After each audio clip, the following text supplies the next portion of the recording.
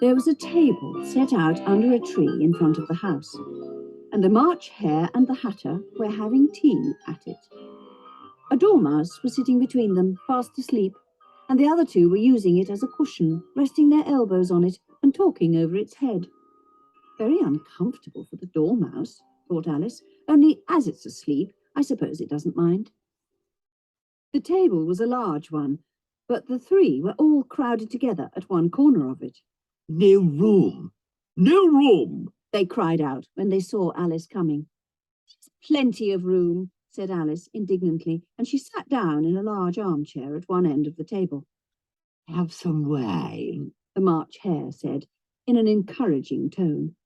Alice looked all round the table, but there was nothing on it but tea. I don't see any wine, she remarked. There isn't any, said the March Hare.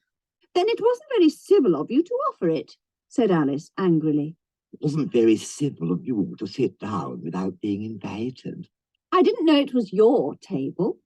It's laid for a great many more than three. The Hatter had been looking at Alice for some time with great curiosity. Then he spoke. Your hair wants cutting. You should learn not to make personal remarks, Alice said with some severity. It's very rude. The Hatter opened his eyes very wide on hearing this, but all he said was, Why is a raven like a writing desk? Come, we shall have some fun now, thought Alice. I'm glad they've begun asking riddles. I believe I can guess that, she added aloud. Do you mean that you think you can find out the answer to it? Said the March Hare.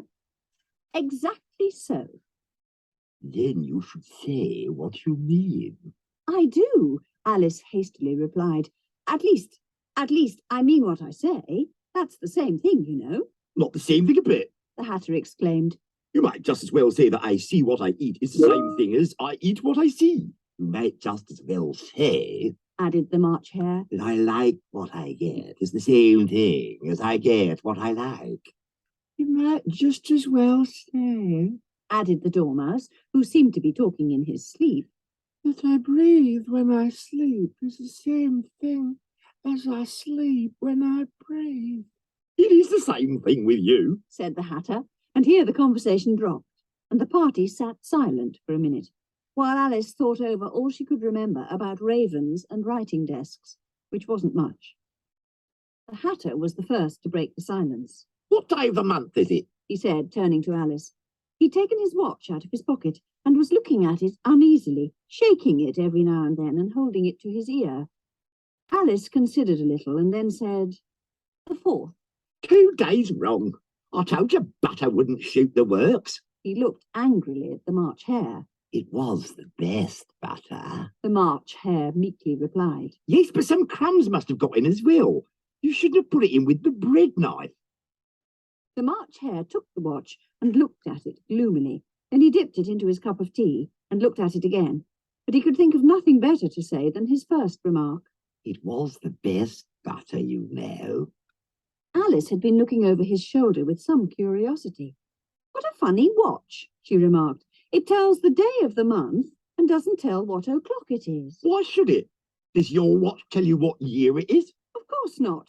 But that's because it stays the same year for such a long time together. Which is just the case with mine. Alice felt dreadfully puzzled. The Hatter's remark seemed to have no sort of meaning in it, and yet it was certainly English. I don't quite understand you, she said, as politely as she could. The dormouse is asleep again, said the Hatter, and he poured a little hot tea upon its nose. The dormouse shook its head impatiently and said, without opening its eyes, Of course. Just what I was going to remark myself. Have you guessed the riddle yet? The Hatter turned to Alice again. No, I give it up, Alice replied. What's the answer? I haven't the slightest idea, said the Hatter. Nor I, said the March Hare. Alice sighed wearily.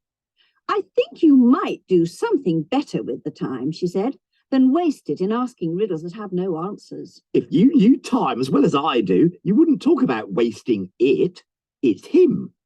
I don't know what you mean, said Alice. The Hatter tossed his head contemptuously. Of course you don't. I dare say you never even spoke to time. Perhaps not, Alice cautiously replied, but I know I have to beat time when I learn music. Ah, that accounts for it. He won't stand beating. Now, if you only kept on good terms with him, he'd do almost anything you liked with the clock. For instance, suppose it were 9 o'clock in the morning, just time to begin lessons. You'd only have to whisper a hint to time, and round goes the clock in a twinkling. 1:30, time for dinner. I only wish it was, the March Hare said to itself in a whisper. That would be grand, certainly, said Alice thoughtfully. But then I shouldn't be hungry for it, you know. Not at first, perhaps, but you could keep it to 1:30 as long as you liked. Is that the way you manage? The Hatter shook his head mournfully. Not I. We quarrelled last March, just before he went mad, you know. He pointed with his teaspoon at the March Hare. It was at the great concert given by the Queen of Hearts, and I had to sing, Twinkle, twinkle, little bat, how I wonder what you're at. You know the song, perhaps. I've heard something like it, said Alice. It goes on, you know, in this way. Up above the world you fly, like a tea tray in the sky. Twinkle, twinkle. Here the dormouse shook itself and began singing in its sleep. Twinkle, twinkle, twinkle, twinkle. And went on so long that they had to pinch it to make it stop. Well, I'd hardly finished the first verse when the Queen jumped up and bawled out, he's murdering the time. Off with his head. How dreadfully savage, exclaimed Alice. And ever since that, he won't do a thing I asked. It's always 6 o'clock now. A bright idea came into Alice's head. Is that the reason so many tea things are put out here? Yes, that's it. It's always tea time and we've no time to wash the things between whiles. Then you keep moving round, I suppose, said Alice. Exactly so, as the things get used up. But what happens when you come to the beginning again? Alice ventured to ask. Suppose we change the subject. The March Hare interrupted, yawning. I'm getting tired of this. I vote the young lady tells us a story. I'm afraid I don't know one, said Alice, rather alarmed at the proposal. Then the Dormouse shall. Wake up, Dormouse. And the Mad Hatter and the March Hare pinched it on both sides at once. The Dormouse slowly opened his eyes and said in a hoarse, feeble voice, I wasn't asleep. I heard every word you fellows were saying. Tell us a story, said the March Hare. Yes, please do, pleaded Alice. And be quick about it, or you'll be asleep again before it's done. The Dormouse began in a great hurry. Once upon a time, there were 3 little sisters, and their names were Elsie, Lacie, and Tilly, and they lived at the bottom of a well. What did they live on? Said Alice, who always took a great interest in questions of eating and drinking. The Dormouse thought for a minute or two, then said, They lived on treacle. They couldn't have done that, you know, Alice gently remarked. They'd have been ill. So they were, very ill. Alice tried to fancy to herself what such an extraordinary way of living would be like, but it puzzled her too much. So she went on, But why did they live at the bottom of a well? Take some more tea, the March Hare said to Alice very earnestly. I've had nothing yet, Alice replied in an offended tone, so I can't take more. You mean you can't take less? It's very easy to take more than nothing. Nobody asked your opinion. Who's making personal remarks now? Alice didn't quite know what to say to this, so she helped herself to some tea and bread and butter, and then turned to the Dormouse and repeated her question. Why did they live at the bottom of a well? The Dormouse again took a minute or two to think about it, and then said, It was a treacle well. There's no such thing, Alice was beginning very angrily, but the Hatter and the March Hare went, Shh, shush. And the Dormouse sulkily remarked, If you can't be civil, you'd better finish the story for yourself. No, please go on. I won't interrupt again. I dare say there may be one.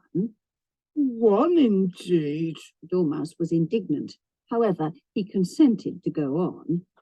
And so, these three little sisters, they were learning to draw, you know. What did they draw? Said Alice, quite forgetting her promise. Treacle. The Dormouse said, without considering at all this time.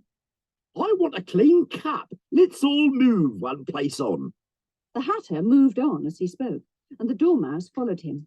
The March Hare moved into the Dormouse's place, and Alice rather unwillingly took the place of the March Hare. The Hatter was the only one who got any advantage from the change, and Alice was a good deal worse off than before, as the March Hare had just upset the milk jug into his plate.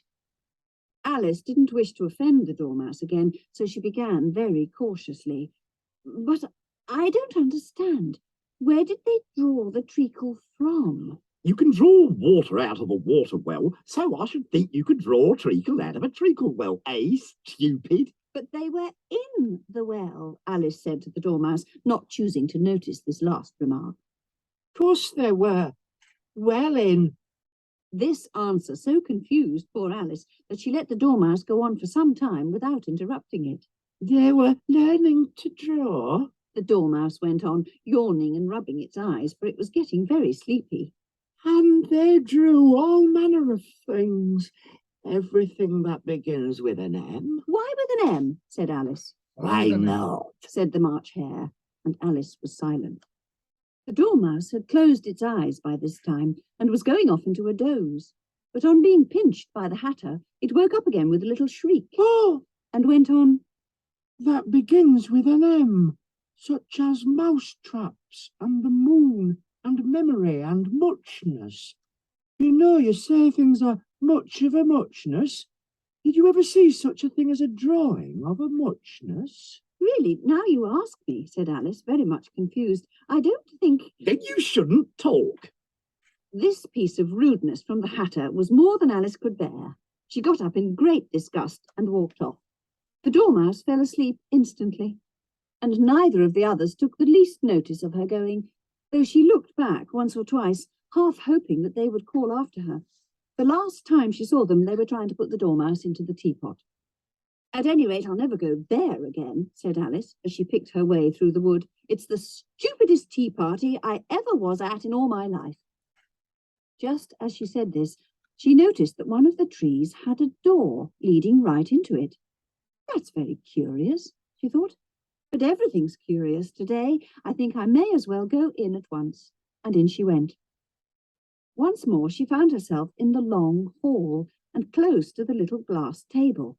Now, I'll manage better this time, she said to herself, and began by taking the little golden key and unlocking the door that led into the garden. Then she set to work, nibbling at the mushroom. She'd kept a piece of it in her pocket, till she was about a foot high. Then she walked down the little passage, and then she found herself at last in the beautiful garden, among the bright flower beds and the cool fountains.